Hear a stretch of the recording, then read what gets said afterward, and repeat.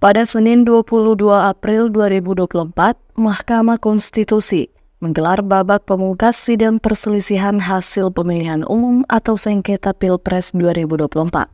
Dosen Ilmu Politik Universitas Hasanuddin, Andi Armunanto SIP MSI, telah mengemukakan pandangannya terhadap proses tersebut. Ali sejak awal memprediksi bahwa semua gugatan kemungkinan besar akan ditolak, mengingat sensitivitas isu yang berpotensi memicu gejolak dan dinamika politik yang kompleks jika gugatan tersebut dikabulkan. MK sebaliknya dianggap mengambil langkah yang tepat. Menurutnya, putusan MK tidak bersifat spekulatif dan didasarkan pada pertimbangan yang mendalam terhadap risiko yang ditimbulkan jika gugatan diterima atau ditolak, serta mempertimbangkan fakta-fakta yang terungkap dalam persidangan. Ali menekankan bahwa dampak dari putusan MK tidak hanya terasa dalam ranah politik, tetapi juga dalam bidang ekonomi. Sentimen pasar terhadap perekonomian Indonesia menunjukkan tren positif, seperti peningkatan nilai saham dan mata uang, serta respon positif dari luar negeri. Andi Ali juga menyebutkan adanya dissenting opinion dalam sidang sengketa Pilpres tersebut, menurutnya memberikan kepuasan bagi masyarakat. Hal ini menunjukkan bahwa proses ini tidak hanya bersifat spekulatif, melainkan melalui proses deliberatif yang memperhatikan dinamika dan debat yang terjadi. Ya kan, ini menyangkut dua putusan yang berbeda ya. Kalaupun misalnya nanti kita melihat bahwa putusan TUN itu kan memang juga masih harus di dalam kerangka sisi kepentingan ya, karena kita melihat putusan itu adalah putusan administratif sebenarnya. Putusan yang menyatakan bahwa apakah keabsahan persyaratan pasangan 02 itu sah secara administrasi atau tidak.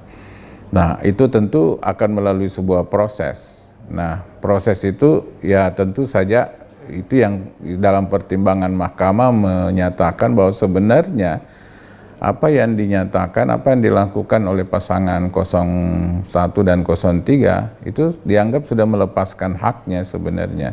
Jadi dianggap menerima secara sepihak terhadap pencalonan pasangan 02 karena tidak pernah dipersoalkan.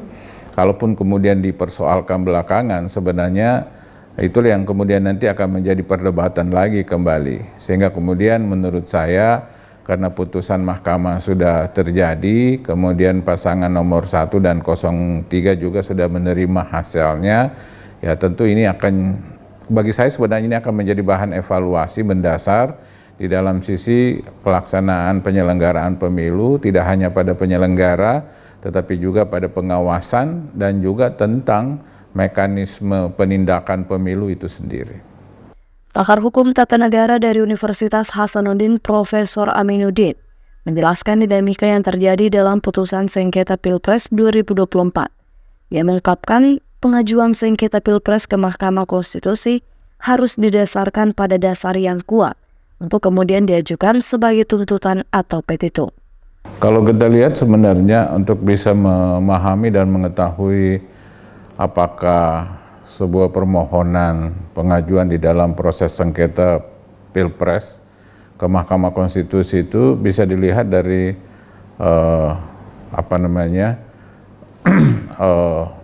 dasar yang untuk mengajukan ya. Jadi dasar untuk mengajukan permohonan itu, dan kemudian kita juga bisa melihat tuntutan atau petitum. Dari situ kemudian bisa kita lihat sebenarnya bahwa pengajuan yang dilakukan oleh 01 maupun 03 sebenarnya tidak membantah atau tidak menolak hasil penetapan yang dilakukan oleh KPU terhadap rekapitulasi hasil suara pemilihan, yang semestinya itu yang menjadi fokus mereka, bahwa di dalam sisi penetapan yang dilakukan oleh KPU itu ada misalnya kesalahan, dan kesalahan itu diakibatkan misalnya adanya kecurangan yang dilakukan. Tapi itu tidak sama sekali disinggung di dalam permohonan yang diajukan ke Mahkamah Konstitusi.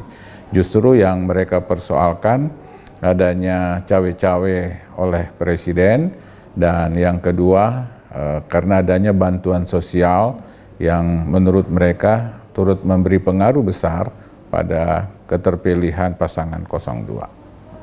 Pengajuan yang dilakukan oleh pihak terkait tidak menolak hasil penetapan KPU terhadap rekapitulasi hasil pemilihan, namun lebih menyoroti isu lain seperti dugaan campur tangan oleh Presiden Jokowi dan pengaruh bantuan sosial yang ramai diperbincangkan terhadap keterpilihan pasangan calon nomor urut 2. Rahmatia, Unhas TV.